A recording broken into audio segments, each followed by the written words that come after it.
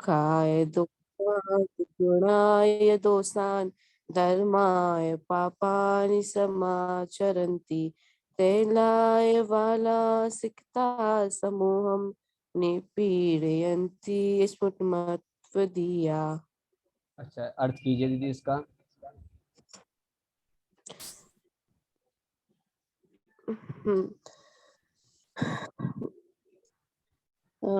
इसमें बताया गया है कि हे भगवान, जो सुख के लिए दुख का आश्रय लेते हैं और गुण के लिए दोष का आश्रय लेते हैं और धर्म के लिए पाप का आश्रय लेते हैं, अ, जिस प्रकार वो जैसे जिस प्रकार जो अज्ञानी लोग रहते हैं, बाल लोग रहते हैं, वह रेत में से तेल की खोज करते हैं, परंतु वह मूल लोग हैं जो कि ऐसा करते हैं। चलिए, बहुत बढ़िया। तेल के लिए रेत को पेलना वह मूर्खता है, उसी प्रकार इस काम करना यह सब मूर्खता है। 14वां पढ़िए। चलिए, 14वें से अनामिका दीदी जी आप पढ़िए।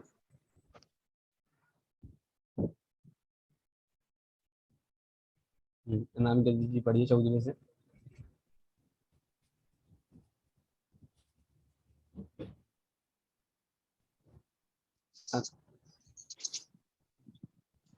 अनामिका दीदी जी,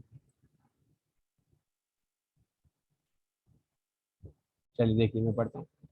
विशापहारं मणिमोषधानि मंत्रं समुद्रेश्य रसायनं च भ्राम्रन्तयो न त्वमिति स्मरन्ति पर्याय नाम्नानि तवैव तानि चित्ते न किञ्चित् कृतवानसि त्वं देवः कृतश्चेतसि येन सर्वम् अस्ते कृतं तेन जगद्विचित्रं सुखेन जीवत्यपि चेत्यवाह त्रिकालतत्त्वं त्वमव्यस्त्रिलोकी स्वामीति संख्यान्यते रमीशां बोधाधिपत्यं प्रति न भविष्यत् तेनेऽपि चिर्व्यापस्दमो न पीदम्। चलिए, 17वें नंबर से आखिर जल्दी दीदी पाठ करेंगे। हाँ।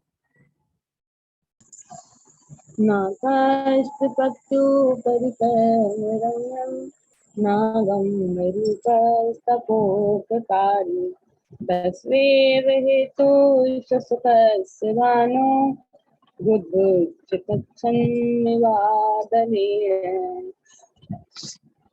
योऽपेक्षितस्त्वं कौशिकोपदेशा साचेतिरुपयुक्त्या प्रतिकूलवादा वासौपवास जगत प्रियतम तन्नो यथा तत्त्वमभिसृजन्ते तुङ्गाफलं यत्किञ्चिन्नाच प्राप्तं समुद्धानधनीश्वरादे निरालमं वो शुद्धत्मादेर्वादे एकापियातिगुणीपयोरे त्रैलोक्यसेवा निमानदण्डं तन्देदिन्दो विनीत तस्य तत्तातिहारभवत्यस्तं तत्कर्मयोगाधिवातवास्तु क्रिया परं पश्यन्ति साधु निश्चत्वं धीमान् न कश्चित् कृपणं तुदन्न यथा प्रकाशेत मन्धकारा कारस्थापिछयो शुक्ना तथा तमस्वा चलिए, स्वबोधिनी स्वात्मनिवेशभाजी प्रत्यक्षमात्मानुभवे विमुना किं चाखिलं के विवार्ति बोधा स्वरूपमध्यक्षमेति लोकः। 22वें नंबर का जो श्लोक है इसका अर्थ बताइए अनुपम दीदी जी या अनामिका दीदी जी, अर्थ कीजिए 22 नंबर के श्लोक का।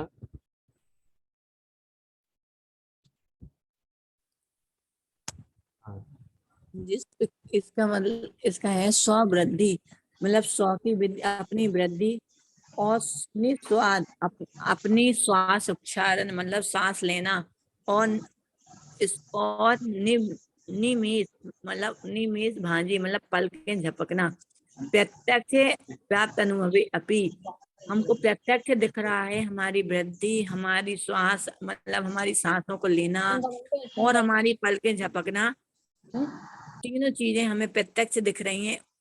तो उसके बाद भी हम इसका विचार नहीं करते तो हम कैसे मूढ़ हैं। उसी प्रकार हे भगवान आपके आपके आप तो सर्वज्ञ हैं, सब ज्ञेय का परिणाम जानते हैं, सब पदार्थों का परिणाम जानते हैं। तो आपके ज्ञान में सब लोग झलकते हैं, तो आपके ज्ञान में सभी चीजें स्पष्ट झलकती हैं, लेकिन हम लोग कैसे मूल हैं कि हम लोगों को तो साफ साफ दिख रहे हैं तो भी हम लोगों को तो नहीं पहचान पा रहे, लेकिन आपको तो सब चीजें ज्ञान में आ जाती हैं। बहुत बढ़िया। देखिए कुल मिलाकर के बात इतनी सी है कि सावन के अंधे को यदि कोई रंग रूप इत्यादि दिखाएं तो उसको वो बात ख्याल में नहीं आती, वह रूप वह रंग उसको ख्याल में नहीं आता है, वह मात्र मन से उसकी कल्पना कर सकता है ना। अंधे से बोला कि आप खीर खाओगे, तो अब अंधे ने कभी खीर देखी नहीं, तो उसने बोला भाई कैसी खीर होती है, तो उससे बोला कि भाई खीर सफेद होती है।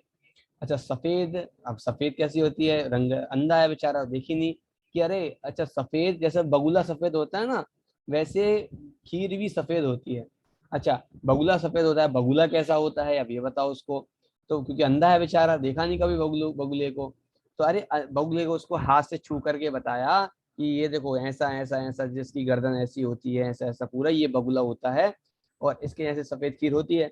तो अब उसने बोला कि अरे भाई ये बगुला की गर्दन तो कैसी है, टेढ़ी है, अब इतनी टेढ़ी खीर मेरे गले में फंस जाएगी, अब मैं इतनी टेढ़ी खीर नहीं खाने वाला। तो मतलब जिसको जो बात समझ में नहीं आती है, उसको अपनी ही बात ख्याल में नहीं आ रही है, तो उसको आप केवल ज्ञान की कल्पना कराओ उस जीव को, तो वह कैसे कर सकता है ना। सावन के अंधे को आप कोनूर हीरा दिखाओ तो उसकी कल्पना वो कैसे कर सकता है। उसी प्रकार कह रहे हैं कि हे भगवान हमारा मति शुद्ध ज्ञान इतना परोक्ष है कि वह 100 की वृद्धि ही नहीं गिन पाता, निश्वास को नहीं गिन पाता और पलकों को झपकाना यह भी नहीं गिन पाता। यह जो प्रत्यक्ष चीजें हैं, ये मूल जगत जो है वह इन सबको दब नहीं गिन पाता है, प्रत्यक्ष इतनी प्रत्यक्ष चीजों को नहीं गिन पा रहा है। तो किम अखिल किम चा, तो फिर क्या, अखिल मतलब संपूर्ण ज्ञेय का विवर्ती मतलब परिवर्तन, संपूर्ण ज्ञेयों का जो परिवर्तन है उनका बोध आत्मक जो आपका स्वरूप है उसके लिए यह जगत भला कैसे जान पाएगा, अर्थात नहीं जान पाएगा। जिसको इतना ही विवेक नहीं है कि जो इस सबको जाने तो वह आपके केवल ज्ञान की क्या कल्पना करेगा। इस प्रकार की बात यहाँ पे कही गई है। चलिए अब अपन पढ़ते हैं 23वें नंबर का श्लोक, मंगलाचरण करेंगे।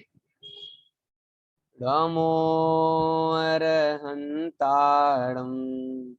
नमो सेधाणं नमो आयर्याणं नमो वज्रायाणं नमो लोहे सवसाहूणं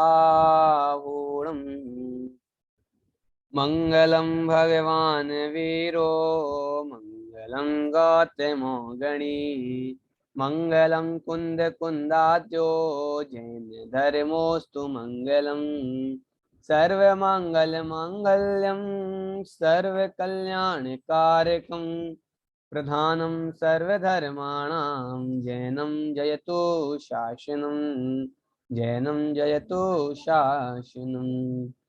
अरिहंत सिद्ध सूर्योपाध्याय साधु सर्व अर्थ के प्रकाशी मांगलिक उपकारी हैं, तिनको स्वरूप जानी रागते वही जो भक्ति काय को नमाये स्तुति को उचारी है।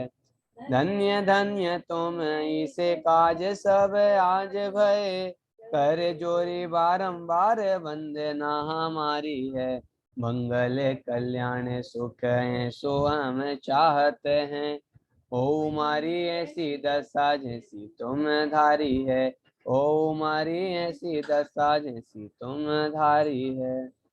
चलिए, ये 22वें नंबर के श्लोक तक की कल हमारी चर्चा हो गई थी। आज हमारे लिए 23वें नंबर के श्लोक पे चर्चा करनी है ना। चलिए अपन श्लोक पढ़ते हैं और उसका फिर अर्थ समझते हैं। देखिए, इसमें यह बता रहे हैं, सबसे पहले आप समझ लीजिए, इसमें यह बता रहे हैं कि हे भगवान, अन्य मतियों में तो ऐसी परंपरा होती है कि वहां पर भगवान ही जन्म लेते हैं।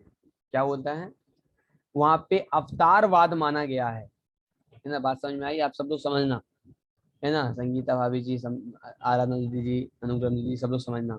अन्य दर्शनों में तो एक अवतारवाद माना जाता है कि भगवान एक बार मुक्त हो गए और मुक्त होने के बाद पुनः धर्म की स्थापना करने के लिए, अभ्युत्थानस्य धर्मस्य, धर्म का अभ्युत्थान करने के लिए वह भगवान जो हैं वह रूप बना करके जगत में आते हैं और जगत में आदर्श मार्गों को लोगों को दिखलाते हैं।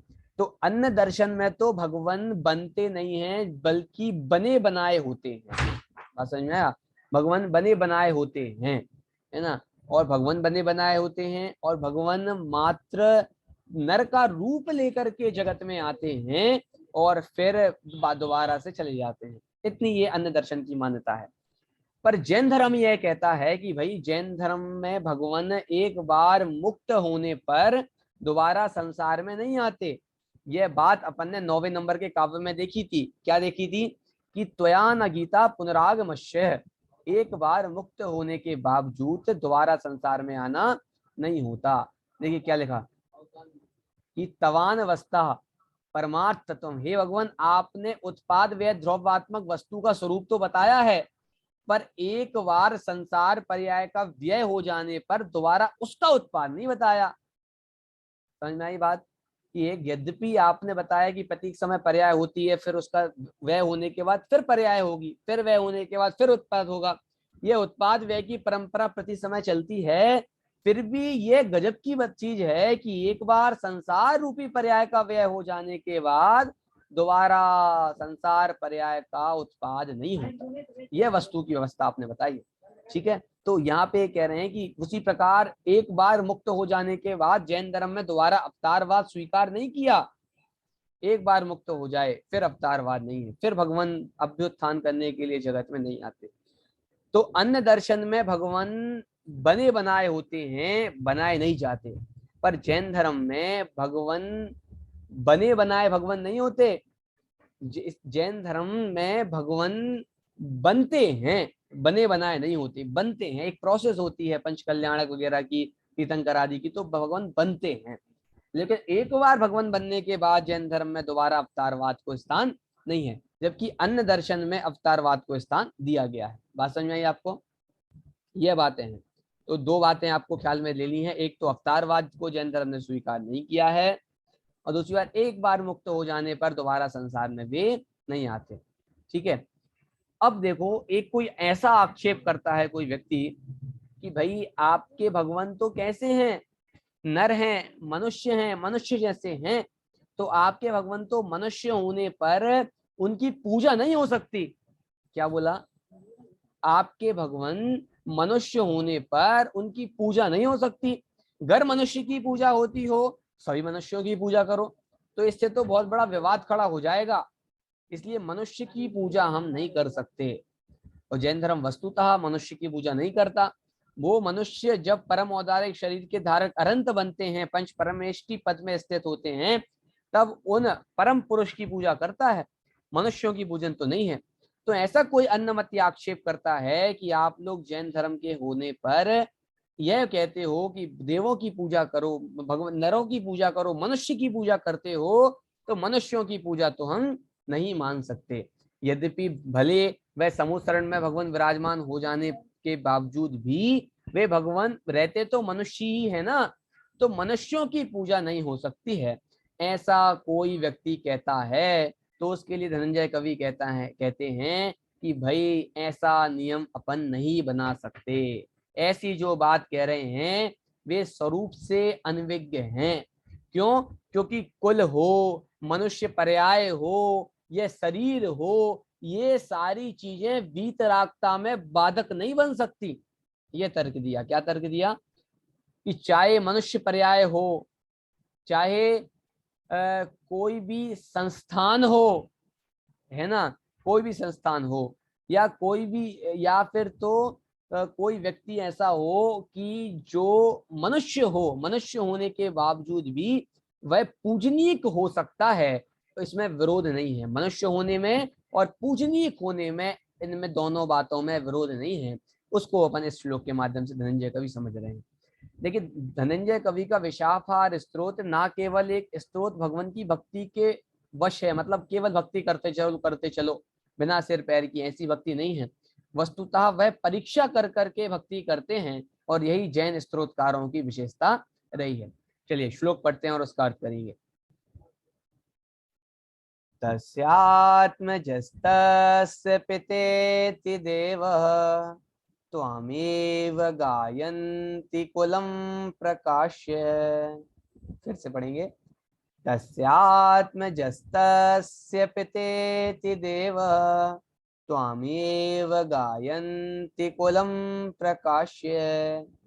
तेध्यापि नन्वाशममेत्यवश्यं पाणौ कृतं हेम पुनस्त्यजन्ति। फिर से वह श्लोक का पाठ करते हैं। आप लोग सब शब्द देखना है ना, शब्द देख लीजिए एक बार आप पहले। तस्य आत्मजस्तस्य पितेति देवा त्वाम ए अवगायन्ति कुलं प्रकाश्य। तेध्यापि, ते अध्यापि, ननु अश्मन् इति अवश्यम, पाणौ कृतं हेम पुनस्तजन्ति। चलिए श्लोक पढ़ते हैं एक बार। तस्यात्मजस्तस्य पितेति देवः त्वामेव गायन्ति कुलं प्रकाश्य। तेध्यापि नन्वाशमन्मित्यवश्यं पाणौ कृतं हेम पुनस्त्यजन्ति। ये कह रहे हैं, देखिए, देवा, पहली लाइन का अंतिम शब्द क्या है? देवा। देव किसके लिए संबोधन है? भगवान के लिए। इस प्रकार भक्तांबर में हर एक श्लोक में आपको संबोधन देखने मिलता है, उसी प्रकार ये संबोधन। तो संबोधन को आप श्लोक से अलग ही कर दीजिए, तो अर्थ, बाकी श्लोकों का अर्थ बनाने के लिए संबोधन को अलग कर देते हैं। देवा, हे देव, भगवान से प्रार्थना कर रहे हैं। हे देव, भगवान से कह रहे हैं हे देव। ठीक है, क्या कह रहे हैं?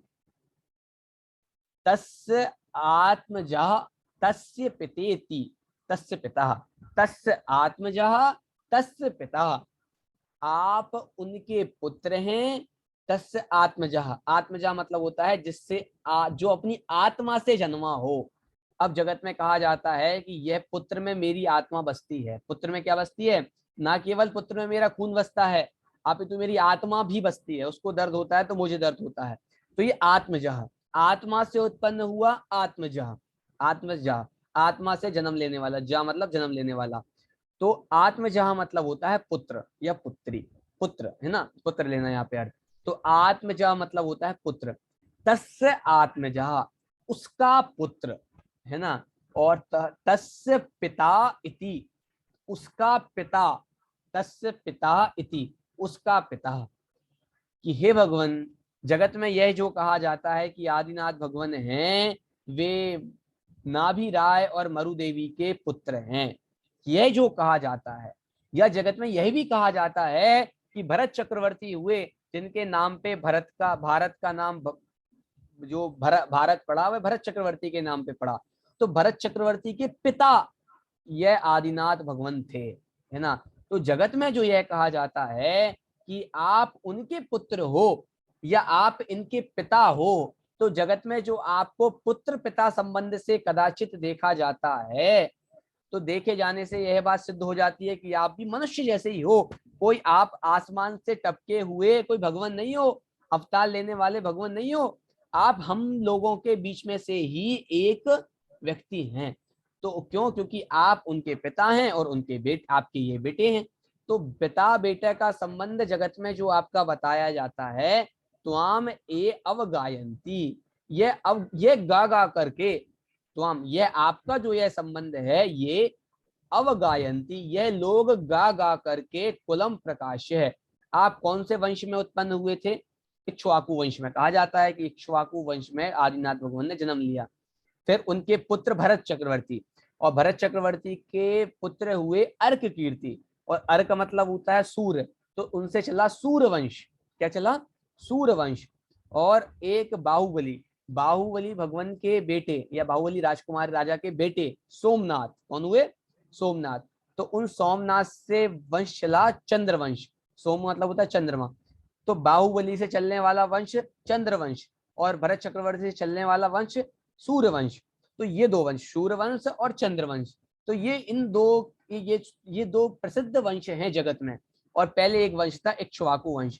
तो ये सारे के सारे जगत की जो उत्पत्ति हुई वह इक्ष्वाकु वंश से, उसमें भी सोमवंश और चंद्रवंश से, सोमवंश चंद्रवंश से, और अर्क कीर्ति का सूर्यवंश से, इन तीन वंशों से जगत की उत्पत्ति हुई। फिर बाद में कुरुवंश आए, भोजवंश आए, ये सब वंश चलते रहे। तो ये जो बात है, तो ये कह रहे हैं ये जो सब बातें हैं ये कुल की प्रकाश है। लोग ये गा गा करके कहते हैं कि भैया आप उनके वंश में उत्पन्न हुए, आपने उस वंश को धन्य कर दिया, ये आपके माता थे, ये आपके पिता थे। तो कुछ लोग तो यह आपके कुल की महिमा कर करके आपके कुल की महिमा करते हैं, प्रकाशन करते हैं, और कोई लोग तो आपकी यह कह करके निंदा भी करते हैं। क्या कह करके निंदा करते हैं? कि आप उनके ही तो बेटे थे, वो मारीची आपका ही तो पोता था कि जिसने ऐसे ऐसे मत चला दिए थे, यदि आप में अच्छाई होती तो वो ऐसे मत का परिवर्तन क्यों करता। तो कुछ लोग आपके पिता पुत्र संबंध देखने के लिए, पोता का दादा का संबंध देखने के लिए जगत में लोग गा गा करके आपकी, कुछ लोग तो आपकी प्रशंसा करते हैं और कुछ लोग तो आपकी कदाचित निंदा भी करते हैं कि आप हो तो आखिरकार हम जैसे ही, तो आप में ऐसी कौन सी बात है कि आपकी पूजा की जाए। तो आपकी पूजा नहीं हो सकती, आप हमारे ही कुल के हैं, आपके कुल में तो हम जन्मे हैं। तो ऐसा होता है कि जो अपने घर के ही होते हैं तो उनकी लोगों को कीमत नहीं आती। घर में कोई बड़ा व्यक्ति हो, तो कोई बड़ा से बड़ा विद्वान भी हो, लेकिन घर के लोगों को उनकी कीमत नहीं आती। तो वही कह रहे हैं ये आप हमारे कुल में ही हैं भगवान आदिनाथ भगवान, तो आप आपके घर के पिता पुत्र हैं, तो उन सबको आपकी कीमत कदाचित ना भी आवे, क्योंकि लोग सबको कीमत नहीं आती। इनकी भली होनहार होती है, उनको ही जैन धर्म की इस मार्ग की कीमत आती है। तो ये कह रहे हैं कि ये कुछ लोग आपकी कदाचित तारीफ भी करें और कुछ लोग आपकी बुराई भी करें, किसके कारण? कुल के कारण। जैसे कहा जाता है कि मुनीसो व्रतनाथ भगवान किसमें हुए? किसमें हुए? कुरुवंश में हुए, है ना। नेमिनाथ भगवान कुरुवंश में हुए। तो भाई कुरुवंश में क्या हुआ कि कैसे भीष्म पितामह की उत्पत्ति हुई, कैसे कर्ण की उत्पत्ति हुई, तो वो वंश कलंकित हो गया। तो कलंकित वंश में उत्पत्ति होना, तो कुछ लोग कहते हैं आपके भगवान तो कैसे हैं, कलंकित वंश में उत्पन्न हुए, तो अच्छे नहीं है। अरे तो ये कह रहे हैं जगत में जो ये देखा जाता है कुछ अच्छे वंश में उत्पन्न हुए। एक हरिवंश था, आपने देखा होगा, नेमिनाथ भगवान हरिवंश में उत्पन्न हुए, और कुरुवंश में मुनीश्वर व्रतनाथ भगवान, है ना। तो ये जो देखा जाए तो ये हरिवंश पुराण अपने यहाँ पे एक पुराण है, हरिवंश में हरिवंशों की कथा है, तो वह नेमिनाथ भगवान की। तो ये जो सारी की सारी व्यवस्था है, ये सारी की सारी व्यवस्था कुल के कारण, पिता पुत्र संबंध के कारण जगत में देखी जाती है। इसके कारण कुछ लोग आपकी प्रशंसा करते हैं, आपका महात्म बताते हैं, और कुछ लोग कदाचित अवगायंती खूब गा गा करके अरे रे कितने कलंकित कुल में उत्पन्न हुए। तो ये अलग अलग वंश में उत्पन्न हुए, है ना। तो ये देखा, तो कुछ लोग आपकी प्रशंसा भी करते हैं और कुछ लोग आपकी निंदा भी करते हैं। तो धनंजय कवि क्या करते हैं भाई? धनंजय कवि किन में से हैं? निंदा करने वालों में से हैं कि प्रशंसा करने वालों में से हैं? तो वो अपने आप को बता रहे हैं कि हम ना निंदा करने वालों में से हैं ना प्रशंसा करने वालों में से हैं, हम तो परीक्षा करने वालों में से हैं। तीन बातें समझना आप, जगत में दो ही चीजें होती हैं, या तो कोई निंदा करवे या तो कोई प्रशंसा करवे। पर ये कहा जा रहा है निंदा और प्रशंसा से परे। धनंजय कवि कहते हैं कि भाई हम तो परीक्षा करने वालों में से हैं, हम निंदा और प्रशंसा करने वालों में से नहीं हैं। बात समझ में आई? परीक्षा कर करके जगत के जो ये विद्वान लोग होते हैं वह चीजों को ग्रहण करते हैं। ठीक है, अब देखो धनंजय कवि किस प्रकार परीक्षा करते हैं वो देखो, और उदाहरण कितना मार्मिक दिया वह भी देखिए। तेध्यापि नन्वाशमेत्यवश्यं पाणौ कृतं हेम पुनस्त्यजन्ति। क्या कह रहे हैं आप लोग? बाकी सब लोग वीडियो ऑन कर लीजिए अपनी, अनामिका दीदी जी, आराधना दीदी जी, सब लोग वीडियो ऑन कर करके बैठे, संगीता भाभी जी। हाँ, ये कह रहे हैं तेध्यापि, ते अध्यापी, वे अभी भी, अभी अभी, ननु, ननु मतलब प्राप्त, ननु आशमन, आशमन मतलब होता है पत्थर, आशमन मतलब क्या होता है? पत्थर, आशमन, आशमन मतलब होता है पत्थर।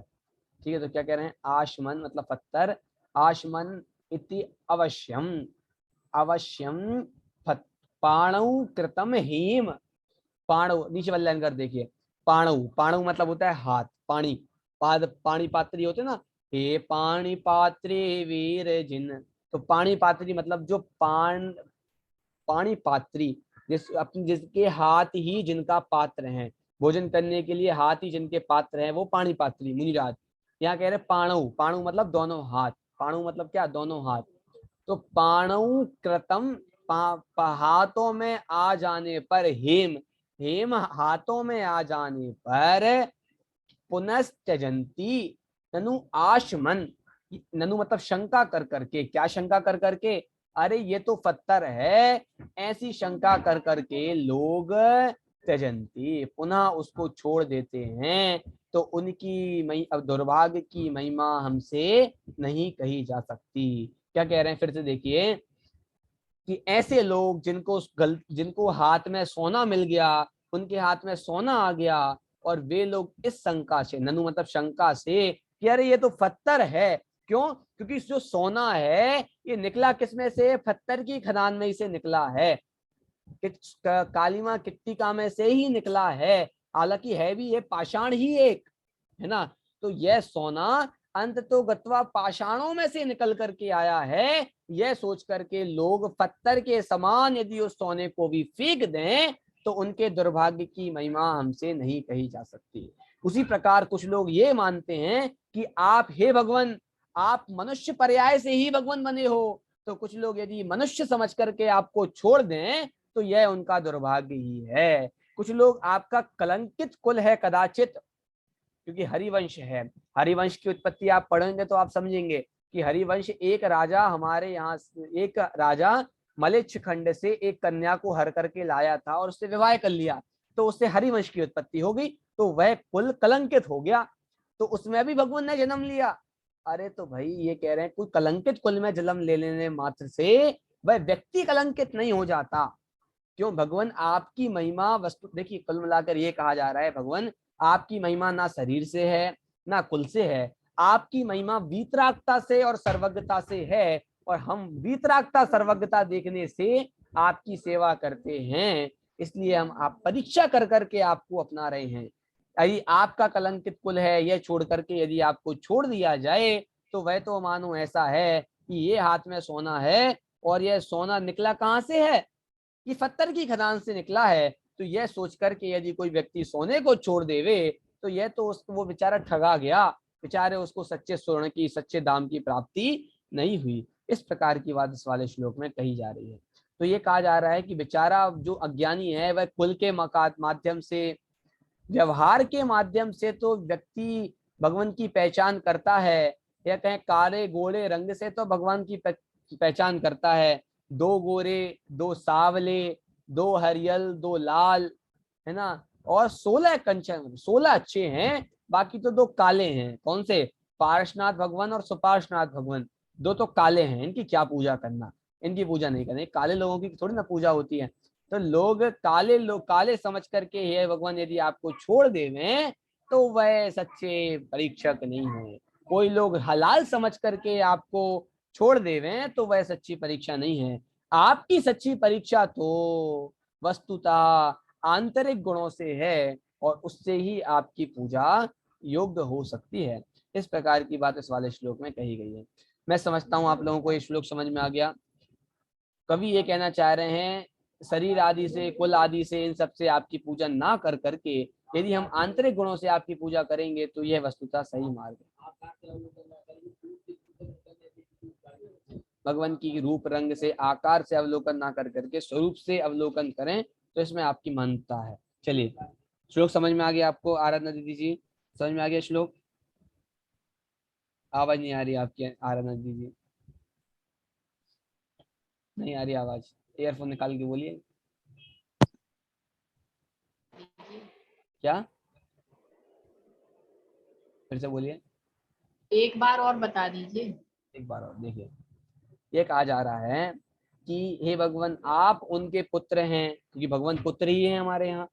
तो अन्नमति ये आक्षेप करते हैं कि आप उनके पुत्र हैं या आप उनके पिता हैं, ऐसा समझ करके जो लोग कुल आपके कुल का ही गायन करते रहते हैं, आपके एक रूप का ही गायन करते रहते हैं, तो वे सच्चे परीक्षक भगवान आपके नहीं हो सकते, क्योंकि आप से बता दीजिए निकालना। संस्कृत से तस्यात्मजस्य इति देव। कैसे? देखिए, तस्य, तस्य मतलब उनके, आत्मजा, आत्मजा मतलब पुत्र हैं, आप उनके पुत्र हैं, और तस्य पिता इति, आप उनके पिता हैं। ये इस प्रकार है देवा, त्वाम आपका, ये जो लोग अवगायंती, अपगान करते हैं, अपयश करते हैं, गायंती मतलब गाते हैं, और अपगायंती मतलब आपका अपयश को फैलाने की कोशिश करते हैं या गाने की कोशिश करते हैं। कुलम प्रकाश है, आपके कुल का ही महत्व, आपका कुल का ही अपमान करने की कोशिश करते हैं।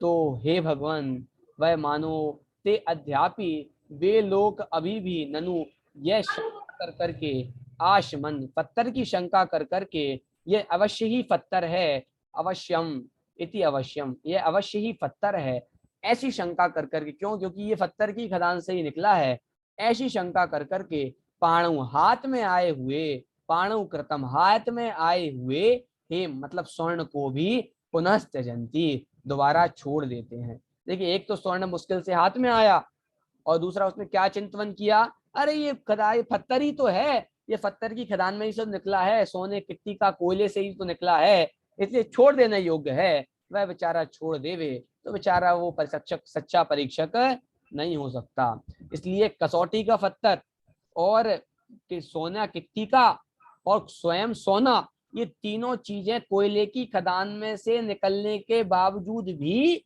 तीनों का काम अलग अलग है। एक तो किट्टी माँ, काली माँ है, वो अलग कर दी जाती है। एक कसौटी का पत्थर होता है जो जिससे सोना कसा जाता है, कितने कितने कैरेट गोल्ड है ये देखा जाता है, और एक स्वयं सोना, शुद्ध सोना होता है। तो इनकी जो महिमा होती है वह अलग अलग है। तो इनकी महिमा एक खदान से ना कर करके, एक जगह से निकले हैं ये ना कर करके, इनकी महिमा इनके गुणों से करनी चाहिए, यह सच्चा परीक्षक का लक्षण है। इसलिए भगवान की महिमा पिता पुत्र से ना कर करके, पोते आदि से ना कर करके, कुल आदि से ना कर करके, रूप रंग से ना कर करके, भगवान के पंच कल्याणकों से ना कर करके, भगवान के आंतरिक गुणों से करनी चाहिए। इस वाले श्लोक में सच्चे परीक्षक का यह लक्षण बताया जा रहा है।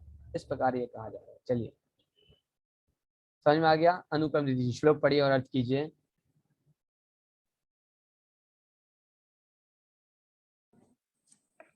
तस्यात्मजस्तस्य पितेति देव, तां येव गायन्ति कुलं प्रकाश्य, तेद्यापि नन्वासमन्मित्यवश्यं, पाणौ कृतं हैम पुनस्तजन्ति।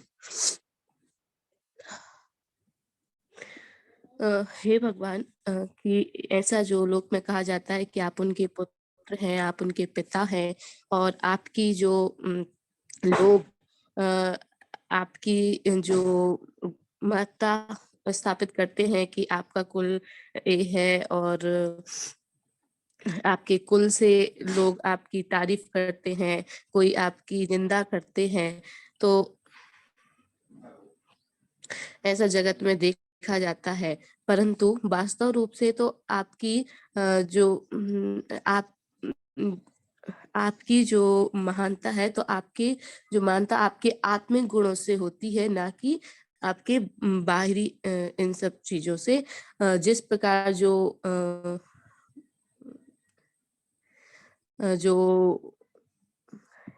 अभी नहीं आ रहा हमें इसका अर्थ।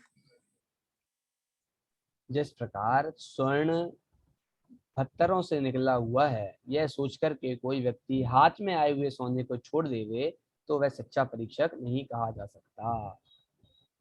चलिए बहुत बढ़िया। हाँ, आनंद जी अर्थ कीजिए।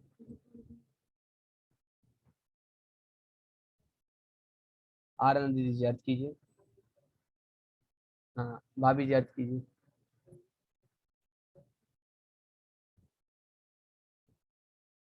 हाँ, आनंद जी।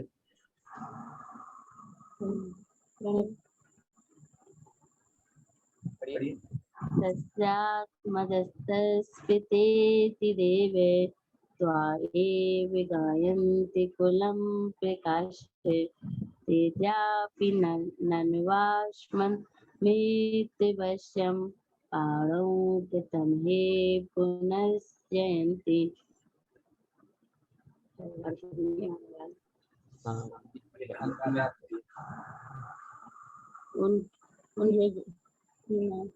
हे नाथ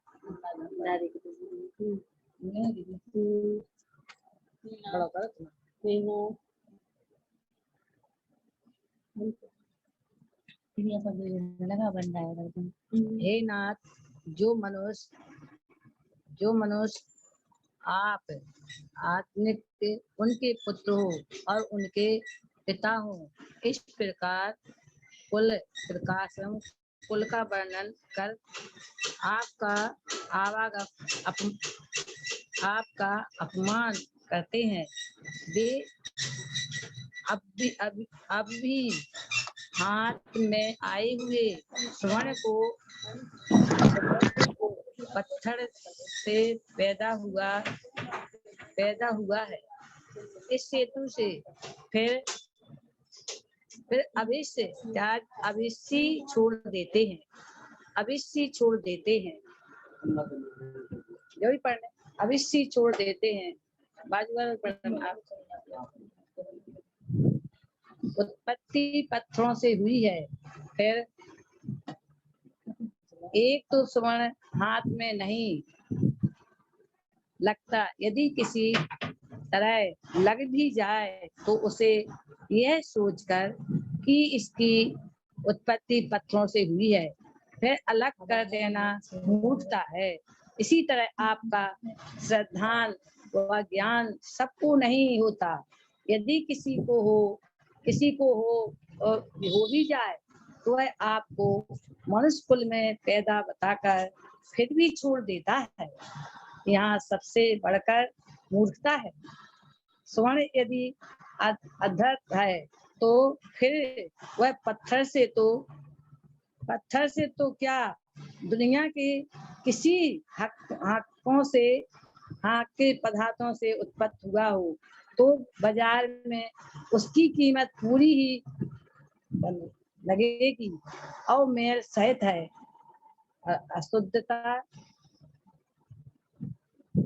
अशुद्धता तो किसी अच्छे पदार्थों से भी उत्पन्न होने पर भी उसकी पूरी कीमत नहीं लग सकती। इसी प्रकार जो आत्मा अशुद्ध है, कर्म मल से रहित है, भले ही वह पर्याय में नीचे कुल में हुआ हो, पूज कहलाता है। और यदि वही आत्मा उच्च कुल में पैदा होकर भी अशुद्ध है, मलिन है, तो उसे कई पूछते भी नहीं है।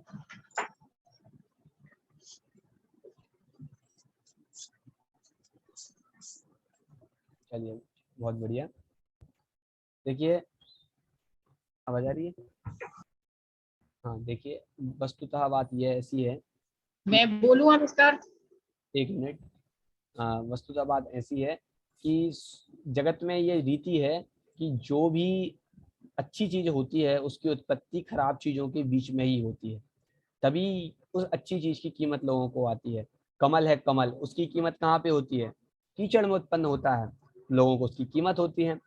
मोती है, मोती की उत्पत्ति सीप के मुख में होती है, फिर भी लोग मतलब तो गंदी जगह पर उस चीज की उत्पत्ति हुई है, यह छोड़ करके सोच करके अपन उसका वो नहीं कर। इसलिए भगवान की उत्पत्ति मनुष्य पर्याय में हुई है, यद्यपि देव हमसे बढ़कर हैं, फिर भी मनुष्य की पर्याय हमारे मनुष्यों में हुई है भगवान की उत्पत्ति, यह सोच करके उनका पूज्यत्व नकारा नहीं जा सकता। आनंद जी।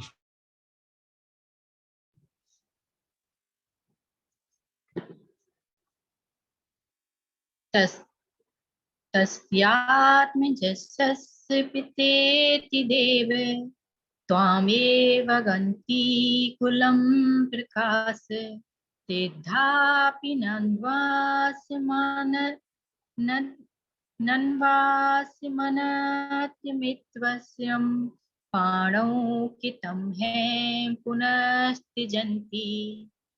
उनके पिता पुत्र हैं, उनके कल्पिकासियों कुल की बात, नाते आपकी गुण गाथा जो गाते हैं रट रट दिन रात। चारुति चित्त हर चामी कर को सचमुच ही बे बिना विचार, उपल सकल से उपजा कह कर अपने कर से देते डाल। अर्थात हे जनन भगवान, मनुष्य पर्याय में आपकी उत्पत्ति होने के कारण कई लोग आपको पिता पुत्र की भांति कि इनके पिता का कुल उच्च है तो आपको उच्च मानते हैं, और कई आपको निम्न कुल में उत्पन्न होने से निम्न मानते हैं, और कई आपके रूप को और आपके कुल को रूप को स्वरूप बहिरंग स्वरूप को देख के आपको अच्छा बुरा मानते हैं। लेकिन आपकी महिमा बहिरंग से नहीं, आपकी महिमा तो अंतरंग से है। तो आपके जो धनंजय कवि हैं वो इस श्लोक में कह रहे हैं कि मैं आपकी ना निंदा करता हूँ ना आपकी स्तुति करता हूँ, बल्कि मैं तो आपकी परीक्षा करता हूँ और परीक्षा करके आपको महान मानता हूँ कि आपका स्वरूप तो वीतराग सर्वज्ञ है, इस कारण से आप महान हैं।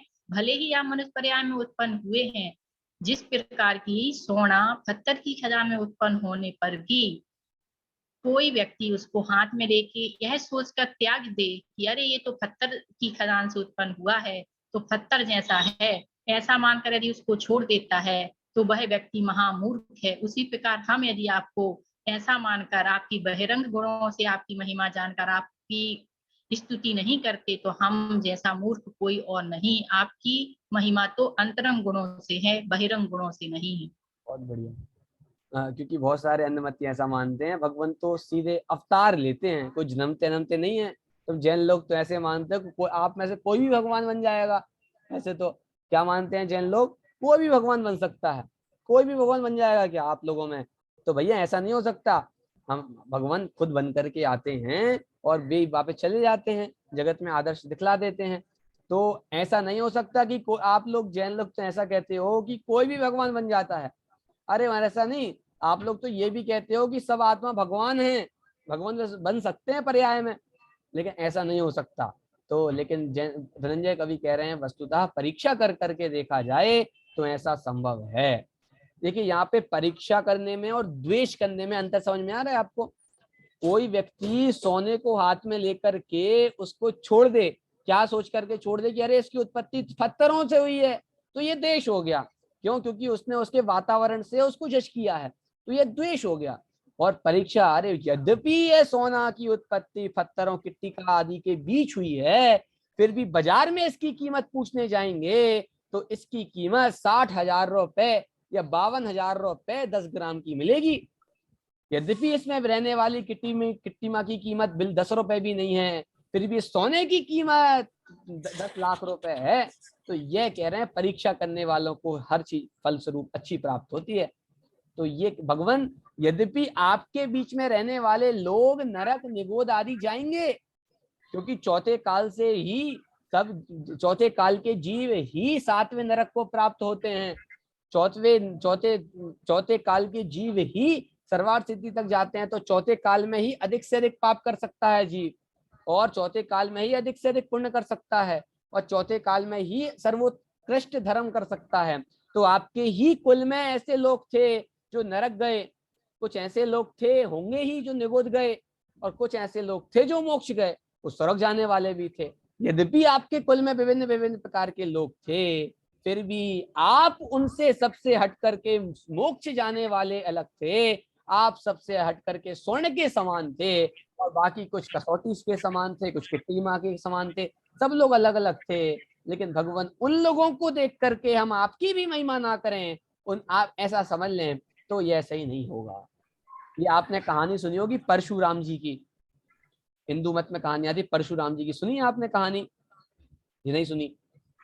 पर परशुराम जी थे तो उनने सारी पृथ्वी को 17 बार क्षत्रिय रहित कर दिया था। क्या थे? उनने माँ को ही मार डाला था ना। नहीं, परशुराम जी की कहानी मैं आपको बता रहा हूँ। परशुराम जी ने, क्योंकि उनके माता पिता को क्षत्रिय, उनके घर को क्षत्रियों ने उजाड़ दिया था, तो उनने प्रतिज्ञा की थी कि यह संपूर्ण सृष्टि को मैं उनने संपूर्ण सृष्टि को 17 बार क्षत्रिय रहित किया था, एक भी क्षत्रिय नहीं बचने दूंगा। वो स्वयं ब्राह्मण थे, तो उनने इतनी ये तपस्या कर करके, ऐसे अन्य मत में कथा आती है, इतनी तपस्या कर करके शंकर जी के पास एक परशु था। परशु समझते हो आप? परशु का जो सुदर्शन चक्र जितना शक्तिशाली था, तो परशु उनसे उनको प्रसन्न कर करके परशु धारण कर लिया, और परशु के द्वारा सभी क्षत्रियों को अलग अलग कर दिया, तहस नहस कर दिया, निस्त नाबूद कर दिया, एक भी क्षत्रिय को नहीं बचने दिया। फिर जब राम लक्ष्मण आए, बात समझना, राम लक्ष्मण से जब किनका, परशुराम जी का मुकाबला हुआ, तो अब परशुराम, उन्होंने सोचा कि राम लक्ष्मण को भी मैं मार दूंगा, और राम लक्ष्मण से युद्ध करने के लिए वो सामने आए। और कुछ समय बाद पता चला, अरे जिन क्षत्रियों को मैं तो अभी तक मार रहा था, उन सब क्षत्रियों से हट करके राम लक्ष्मण में कुछ विशेष बात जरूर है कि इतना युद्ध करने के बावजूद भी ये अभी तक हारे नहीं है, ये अभी तक नहीं हारे, कुछ तो बात इसमें जरूर है। क्योंकि तो उनने फिर बहुत युद्ध किया, फिर बाद में पता चला, तो उनने लक्ष्मण ने एक बात कही कि सारे क्षत्रिय एक समान नहीं होते, सारी चीजें एक ही खेत की मूली नहीं है। यद्यपि हम क्षत्रिय हैं, क्षत्रिय होने के बावजूद भी ये राम जो हैं वे शिव के ही अवतार हैं। जिन शिव को आपने प्रसन्न कर करके उनका परशु धारण किया है ना, ये राम उन्हीं शिव के अवतार हैं, ये शिवी जी हैं, ऐसे अन्य मत में कथा है ना। तो ये कहा क्षत्रिय होने के बावजूद भी ये राम कुछ विलक्षण हैं। उसी प्रकार मनुष्य होने के बावजूद भी ये आदिनाथ भगवान जो हैं वे सबसे विलक्षण हैं। ये मनुष्यत्व होने पर भी इनमें पूज्यत्व है, उनको नकारा नहीं जा सकता। क्योंकि अन्य मत ये मानते हैं कि तुम मनुष्य भी है, उनको पूज रहे हो, हमारे भगवान तो तुमसे श्रेष्ठ हैं फिर, क्योंकि हम मनुष्यों को नहीं पूछते, हम देवत्व शक्ति को पूछते हैं। लेकिन हम जैन लोग ये कहते हैं, भाई हमारे मनुष्यत्व में और देवत्व शक्ति में विरोध नहीं दिखाई देता, हम भी देवत्व को पूछते हैं, फिर भी वह देवत्व एक मनुष्य में पाया जा सकता है, इस बात की सिद्धि की गई है। और यहाँ पे सर्वज्ञ सिद्धि की गई है, क्योंकि कुछ अन्नमति ऐसे हैं नैयायिकवादी, वो ये मानते हैं सर्वज्ञ तो हो सकता है, पर सर्वज्ञ कोई मनुष्य नहीं हो सकता। बात समझना, सर्वज्ञ को हम मानने तैयार हैं, लेकिन सर्वज्ञ सिद्ध होते हैं, सर्वज्ञ कोई मनुष्य में हो ये नहीं है। लेकिन जैन लोग कहते हैं ऐसा नहीं है भाई, मनुष्य में ही, मनुष्य नाम कर्म चलता हुआ भी 13वें 14वें गुणस्थान में जीव सर्वज्ञत्व हो सकता है। मनुष्यत्व में और सर्वज्ञत्व में कोई विरोध दिखाई नहीं देता है, और सर्वज्ञत्व में और सिद्ध का उपदेश देने में, इन दोनों में कोई विरोध दिखाई नहीं देता है। इसलिए ये बातें बराबर रही जा सकती हैं, दोनों चीजें एक ही जीव में रह सकती हैं, इनमें कोई विरोध नहीं है। और यदि आप विरोध मान करके छोड़ दोगे तो मानो ऐसे सोने को है ना, जो वो देवों को मानता है ना सर्वज्ञ, कि देव हैं जो हमारे ब्रह्मा विष्णु वो सर्वज्ञ हैं, मतलब मनुष्य नहीं हो सकते सर्वज्ञ। नैयायिक जो हैं वो शंकर आदि को नहीं मानते, वो नैयायिक जो वैशेषिक हैं वो सिद्ध पुरुष मानते हैं। एक बार जीव संसार से मुक्त हो जाए वो सिद्ध हो गए, वो अनंत, वो अब मनुष्य नहीं रहे, वो अब सिद्ध हो गए, वो सर्वज्ञ हैं, ऐसा वो मानते हैं, है ना। लेकिन जैन धर्म ये कहता है, वो शंकर आदि इन सबको नहीं मानते, नैयायिक एक मत था, नैयायिक, है ना। तो ये अलग अलग मत है, अलग अलग सबकी अलग अलग मान्यताएं हैं। तो वो एक मानते हैं कि सिद्ध होने पर सर्वज्ञता आ सकती है, क्योंकि अब वो मनुष्य नहीं रहे, तो अब सर्वज्ञता उनमें पाई जा सकती है। पर मनुष्यत्व में आप सर्वज्ञ कहो तो ये इसमें विरोध है, क्योंकि वर्तमान में ऐसा कोई मनुष्य देखने में नहीं आता जो सर्वज्ञ हो। पर जैन लोग ये कहते हैं, यद्यपि वर्तमान में देखने में नहीं आता, पर मनुष्य सर्वज्ञ नहीं हो ऐसा काल में संभव नहीं है, मनुष्य सर्वज्ञ हो सकता है। चलिए भावानुवाद पढ़ते हैं। उनके पिता पुत्र हैं, उनके कर प्रकाश यों कुल की बात। नाथ आपके गुण गाथा, जो गाते हैं रट रट दिन रात। कि दिन रात करके आपका आपकी महिमा भी कोई गावे। यहाँ पे तो भावानुवाद में सीधी महिमा को लिया है। आपकी कोई महिमा भी गावे तो भी उसको फल की प्राप्ति नहीं होने वाली है ना। चारु, चारु मतलब सुंदर। चारु चित्त हर चामी, कर को सचमुच ही वे बिना विचार। उपल शकल से उपजा कह कर, अपने कर से देते डार। कि यह जो चामीकर है, चामीकर मतलब होता है सोना, तो यह चामीकर यद्यपि सुंदर है फिर भी ये पत्थरों से इसकी उत्पत्ति हुई है। यह सोच करके बिना विचार करके यदि कोई उसको छोड़ देवे तो यह मानो उससे उसने सच्ची परीक्षा नहीं की है। ये उसी प्रकार भगवान जो आपकी महिमा खूब करते रहते हैं, दिन रात आपकी भक्ति करते हैं, दिन रात आपकी भक्ति में झूमते हैं, पर वे आपके आंतरिक गुणों को नहीं पहचान पाते तो आप उनको सच्ची भक्ति का फल नहीं मिलता। टोडामल जी ने लिखा कि सामान्य सामान्य आपकी भक्ति करे तो अल्प पुण्य का बंध होता है, हीन पुण्य का बंध होता है। और आपके विशेषों को जान करके फिर आपकी भक्ति करे तो उसको शातिशय पुण्य का बंध होता है। समझ में आया? विशेषों को जान करके मतलब आपके गुणों को जान करके आपकी भक्ति करे भगवान तो उसको अलग एक महिमा ख्याल में आती है। आप देखो, आप लोग भी श्लोक जब शुरू शुरू में अपन लोग पढ़ते हैं तो अर्थ समझ में नहीं आता, तो श्लोक पढ़ करके अर्थ समझ करके उसकी महिमा ख्याल में नहीं आती। पर श्लोक पढ़ने के बाद, अर्थ समझने के बाद अब आप दोबारा से श्लोक को पढ़ो तो अब आपको उसकी अलग महिमा ख्याल में आती है। तो विशेष को समझने पर सामान्य की महिमा ख्याल में आती है। सामान्य सामान्य की महिमा करते रहो तो आपको उसकी महिमा ख्याल में नहीं आएगी। इस प्रकार की बात इस वाले श्लोक में ली गई है। चलिए अनामिका दीदी जी, श्लोक का सामान्य भावार्थ बताइए और जनवाड़ी स्तुति कीजिए। समय हो गया आज का। भैया अभी नहीं कर पाऊंगी आज, मत कर। चलिए श्लोक पढ़ दीजिए और जनवाड़ी स्तुति कीजिए।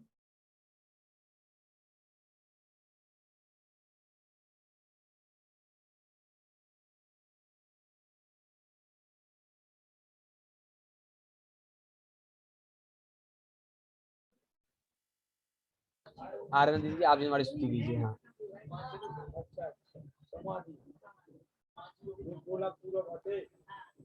तस्यात्मजस्य पितेति देवे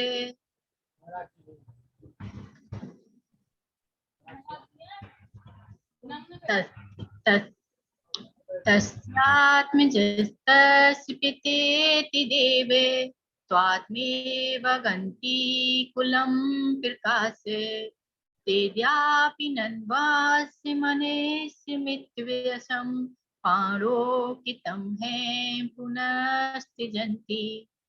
उनके पिता पुत्र हैं, उनके कर प्रकाशियों कुल की बात। नाथ आप की गुण गाथा, जो गाते हैं रट रट दिन रात। चारु चित्त हर चामी, कर को सचमुच ही वे बिना विचार।